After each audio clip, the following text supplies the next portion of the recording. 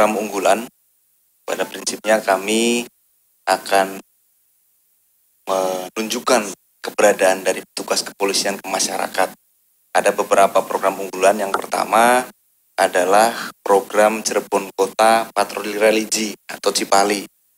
Babin Kamtibmas kami di polsek-polsek setiap hari bersambang kepada masyarakat, kemudian melakukan sholat bersama berjamaah di masjid-masjid untuk sekaligus menanyakan kepada masyarakat kira-kira apakah ada pelayanan-pelayanan kepolisian yang menurut mereka masih perlu ditingkatkan atau ada kendala-kendala Kamtibmas yang perlu ditindaklanjuti. Itu yang pertama. Yang kedua, kehadiran kepolisian ketika di jam-jam sibuk, jam 6 sampai ke 8.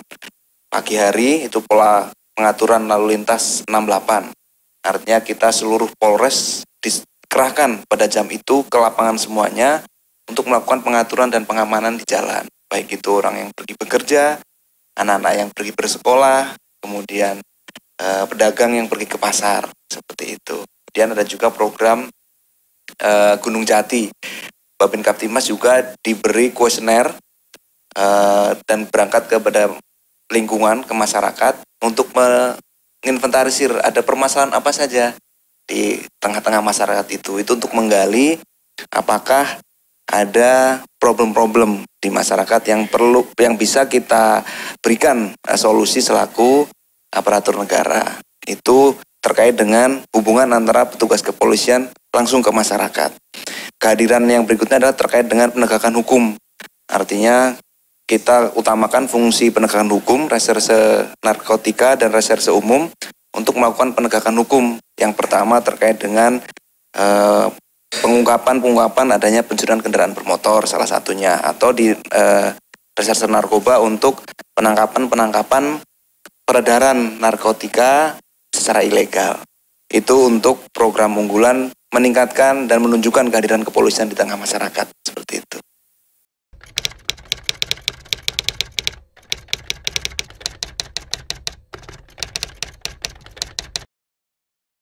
Baik, terkait dengan infeksi virus corona atau disebut COVID-19, Coronavirus Infection Disease 19.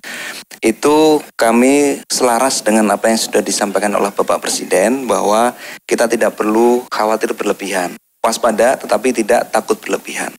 Karena saya mengutip dari penyampaian dari Kepala Dinas Kesehatan Kota Cirebon bahwa untuk sakit dan terjangkit oleh virus itu ada 3 item yang memenuhi. Yang pertama terkait dengan hostnya, yaitu kita.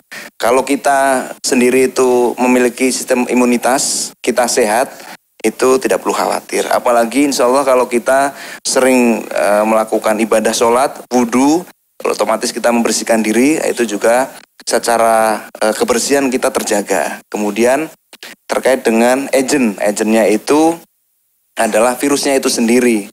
Virus itu akan mati ketika berada di luar, sehingga kita hindari untuk memegang sesuatu yang kotor, seperti itu, yang mungkin dimungkinkan ada perpindahan virus ke situ. Dan environment itu lingkungan kalau kita berada di lingkungan yang sehat, berada di lingkungan yang bersih, kita tidak perlu menggunakan masker.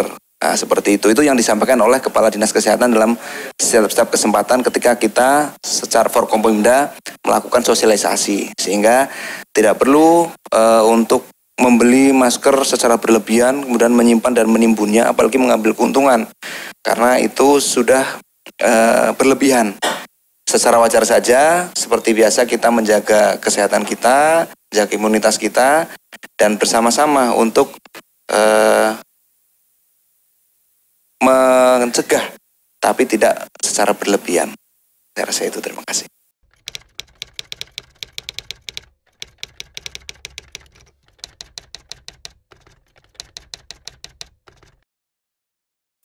Terkait dengan penampilan, itu kami bisa sampaikan kepada masyarakat bahwa penampilan tidak menggambarkan perbuatan.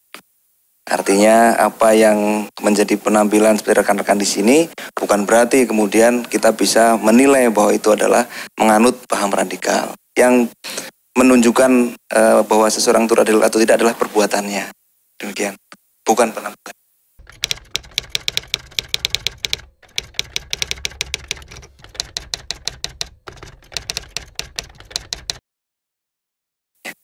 pembahasan kami terkait dengan adanya peraturan-peraturan yang memang sudah dikeluarkan secara ketentuan perundangan.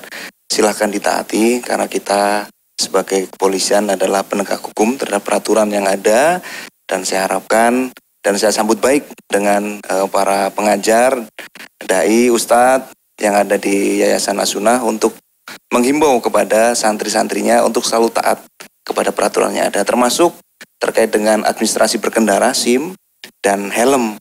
Terima kasih, dan mungkin nanti akan ada juga kerjasama-kerjasama lain terkait bagaimana mensosialisasikan peraturan-peraturan yang memang harus ditaati. Baik.